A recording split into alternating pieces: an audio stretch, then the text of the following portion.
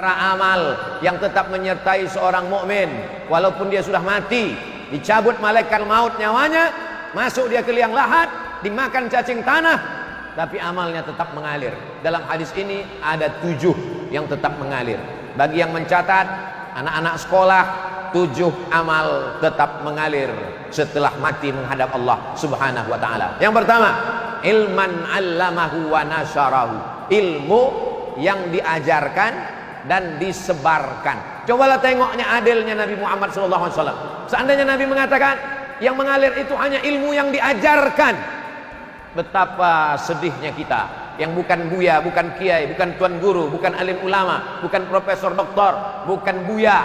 Kami tak pernah mengajar, tapi di situ dibuatnya 2. Allamahu wa nasyarahu. Bukan mengajar saja, tapi ada satu lagi, nasyarahu. Apa arti nasyarahu? Share. Yang sanggup mengajar, mengajar. Tak sanggup mengajar, share. Share saja ilmu ini banyak-banyak. Like and share. Banyak sebarkan. Begitulah hebatnya. Dia bukan ustadz, bukan alim ulama, tapi ikut merekam kajian malam ini dengan kamera. Yang resmi 2, yang tak resmi banyak. Dia sebarkan. Maka itu pun ikut dalam kategori allamahu wa nasyarahu. Kira-kira Ustadz Nazri yang mengimami kita tadi, berapa murid yang sudah khatam Al-Quran dengan beliau, berapa yang sudah hafal juz 30 dengan beliau, berapa yang tahu idgham, ikhfa, qalqalah, gunnah bila gunnah, makhrijul huruf, sifatul huruf, bagaimana huruf fa, bagaimana huruf a, bagaimana huruf za, berapa imam yang sudah diseleksi beliau, berapa imam yang lulus fit and proper test kabupaten kota Pekanbaru musabaqah tilawatil Quran. Allamahu wa nasyarahu. Kalau sudah disebut ilmu, banyak kita berkecil hati. Kami ini hanya ibu rumah tangga Pak Ustadz, kami ini hanya emak-emak Pak Ustadz. Apa yang bisa kami ajarkan Pak Ustadz? Suatu ketika saya sedang di sekolah SD saya dekat masjid. Pas azan zuhur, hayya 'alas shalah, kata muazin. Guru bertanya, apa jawab hayya 'alas shalah? Tak ada satupun di kelas yang bisa menjawab. Apa jawab kalau muazin hayya 'alas shalah? Saya angkat tangan. Saya ibu, Abdul Somad, apa jawabnya? La haula wala quwata illa billah. Siapa yang ngajar kamu? Emak di dapur sambil mengacau gulai. Yang mak dulu kecil mengacau gulai, kita jalan main-main bawa pisau motong-motong, kentang motong-motong. Nanti kalau dengar la hayya 'alas shalah, hayya 'alal falah, sambut la haula wala quwata illa billah. Betapa ibu.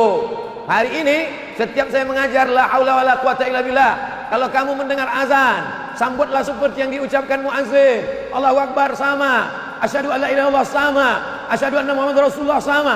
Tapi ketika sampai hayya 'alas shalah, hayya 'alal falah, la haula wala quwata illa billah, ditutup dengan doa wasilah. Allahumma rabb hadhihi da'wati tammati wa salatil qa'imah ati sayyidina Muhammadan al-wasilata wal fadilah wasyarafa daratal 'aliyatar rafi'ah wa ba'athullahu maqaman mahmudan alladhi wa'atah innaka la tukhliful mi'ad. Ibu bukan guru, ibu bukan dosen, ibu bukan ulama, ibu bukan ustazah, tapi anak ibu mengajarkan itu, mengajarkan ke istrinya, diajarkannya ke cucu menantunya, diajarkannya ke tetangga, ke sahabatnya, menjadi ilmu yang mengalir.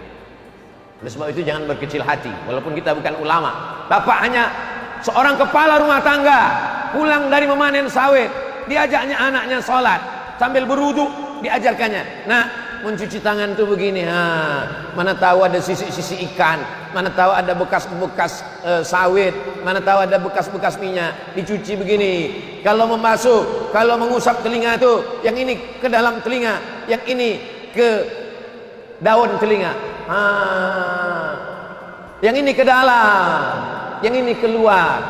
Kalau berwudu, tengok siku mesti kena, tengok siku, celah tangan mesti digosok, jangan sampai tak kena air. Sepele, tapi satu hari berapa kali dia berwudu? Wudu subuh, wudu duha, wudu zuhur, wudu asar, wudu maghrib, wudu isya, wudu tahajud, mengalir pahalanya. La tahqiranna minal ma'rufi syai'a. Jangan pernah kau sepelekan walaupun amal kau kecil. Jangan bandingkan amal kita dengan Dr. Mawardi Muhammad Saleh. Jauh, tak bisa. Dia 13 tahun di Madinah, mengigaunya pun bahasa Arab. Capek kita kalau mau ikut itu. Mau berapa kitab usul fikih mau kita kaji, payah. Yang ringan-ringan saja, yang simpel-simpel saja, yang sepele-sepele saja. Wailun lil aqab, celaka, celaka, tumit. Tumit ini celaka. Kenapa tumit celaka? Karena tumit tak kena air. Ketika berwudu, keran air dihidupkan, kena ujung, tumit tak kena, diajarkan. Tumit mesti kena. Celah-celah kaki masukkan kelingking, mesti kena. Sepele, remeh-temeh. Tapi berapa banyak orang tak sah sholatnya hanya gara-gara tidak sempurna wudunya. Bapak mengajarkan anak kencing jongkok, kakinya ditekuk, supaya apa? Supaya kantong air seni, air kencingnya kempis, habis keluar semua, menetes, setetes dua tetes, batal wudunya, batal sholatnya. Sepele, remeh-temeh. Tapi dia menjadi amal jariah. Maka yang pertama yang bisa menyertai kita walaupun sudah mati, ilman allamahu wa nasyarahu. Yang kedua, waladan salihan tarakahu, anak yang soleh. Anak soleh. Kenapa anak nomor dua? Karena banyak orang tak punya anak, berkecil hati, dihibur Allah Ta'ala. Kau boleh tak punya anak, tapi kau punya ilmu. Kau boleh tak punya anak, tapi kau punya buku. Kau boleh tak punya anak, tapi kau punya kitab. Maka ada ulama namanya Syekh Abdul Fattah Abu Ghuddah, menulis kitab Al-Ulama Al-Uzzab Alladzina Asarul Ilma Ala Zawaj. Ulama-ulama yang seumur hidupnya tak menikah karena lebih mengutamakan ilmu daripada menikah. Di antaranya Imam Nawawi. Sekarang orang kalau membaca kitab Al-Azkar, Imam Nawawi. Riyadhus Shalihin, Imam Nawawi. Raudhatul Talibin wa Umdatul Muftin, Imam Nawawi.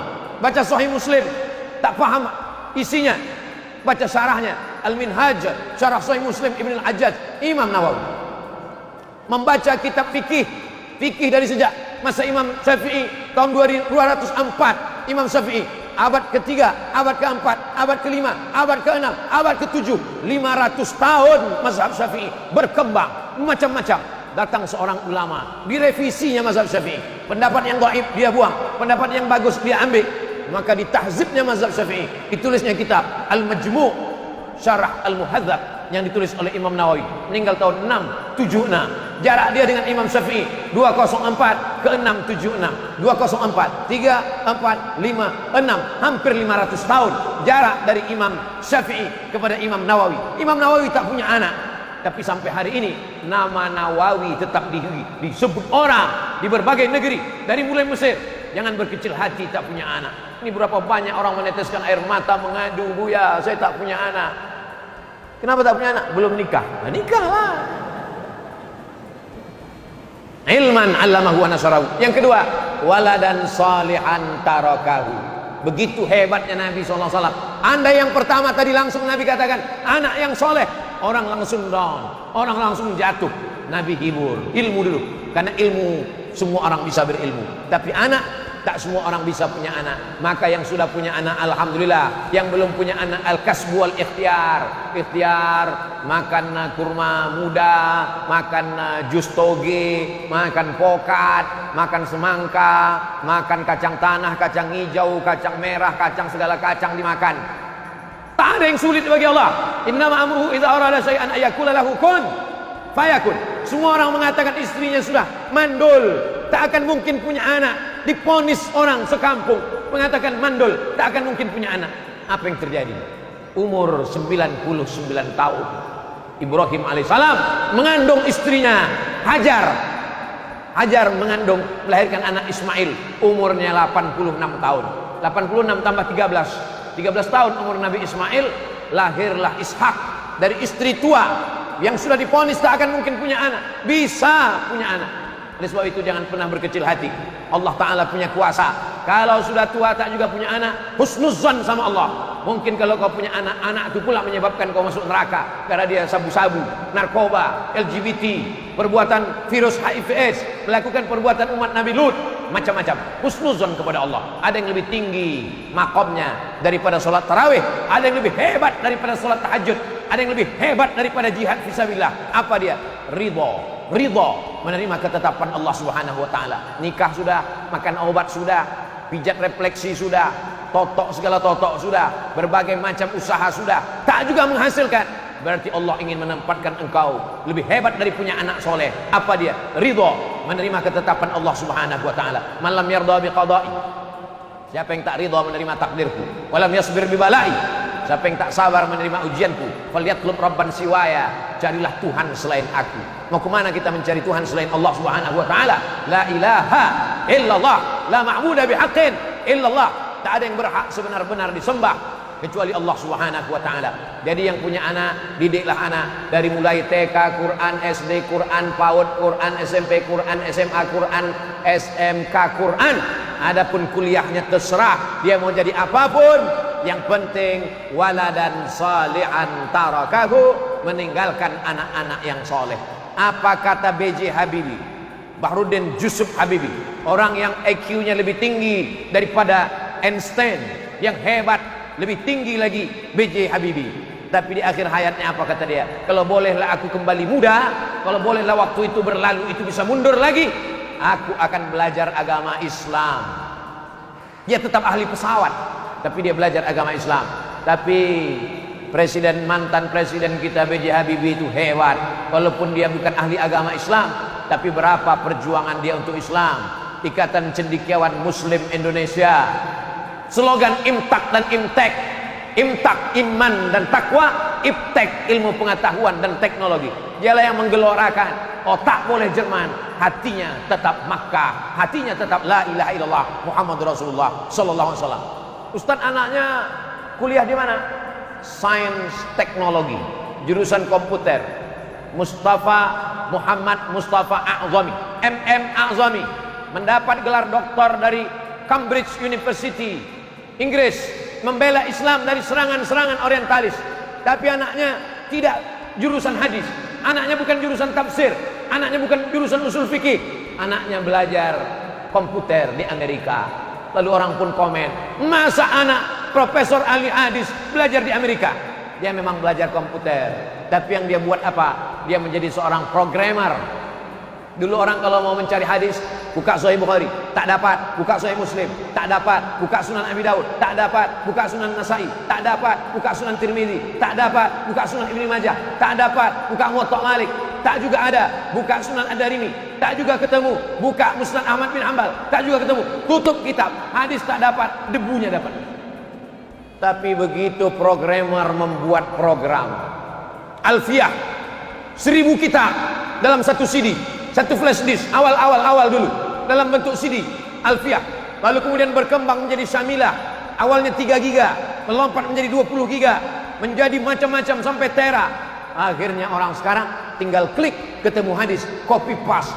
Berapa anak-anak muda kita yang bukan jurusan tafsir, bukan jurusan hadis, tapi waladan sholihan, dia tetap soleh. Pakaiannya memang bukan pakaian ustaz, dia tidak pakai jubah, dia tidak pakai koko, bajunya biasa saja, tapi isi di dalamnya komputer yang untuk memudahkan umat Islam belajar agama Islam. Sekarang orang kalau mau baca Quran, tebal sekali. Quran, isinya Quran, tajwid, tafsir, asbabun nuzul. Quran, tajwid, tafsir, asbabun nuzul, tebal sekali. Saya menantang anak-anak Kabupaten Kampar, anak-anak muda yang kuliah di UIN, di Fakultas Sains Teknologi. Coba kalian buat Quran digital, cukup dengan satu barcode, satu ayat. Bisa tak kalian buat satu barcode, satu ayat? Ketika Quran ini diklikkan barcode-nya, klik, langsung keluar suara Ustadz Nazri. Bismillahirrahmanirrahim. Tak pula bisa mirip. Bisa tak kalian buat? Daripada dia baca tafsir tebal, tak tentu arah, cukup dengan satu barcode, diklikkan, langsung keluar suara Ustadz Nazri. Kalau kebetulan ayat itu tentang fikih, langsung keluar penjelasan Dr. Mawardi Muhammad Saleh. Kalau kebetulan di situ ceramahnya umum, langsung keluar suara Ustadz Abdul Somad. Saya ada juga situ ya, sampai tadi. Bisa tak kalian buat? Tantangan. Andailah saya dosen sains teknologi itu, saya bebankan setiap mahasiswa-mahasiswa, kamu dalam setahun ini kau cari kemanapun Ustadz Mawardi mengajar, di Masjid An-Nur, di Masjid Ar-Rahman, di Masjid Islamic Center, kau buat program digital terkait dengan ayat-ayat hukum, maka tinggal klik, orang bisa mendengar. Kalau kau bisa buat, insya Allah nilaimu A. Ini cuman masalahnya dosennya pun tak pengajian. Ini yang jadi masalah. Oke lah, kita lanjut, nanti banyak dosen marah.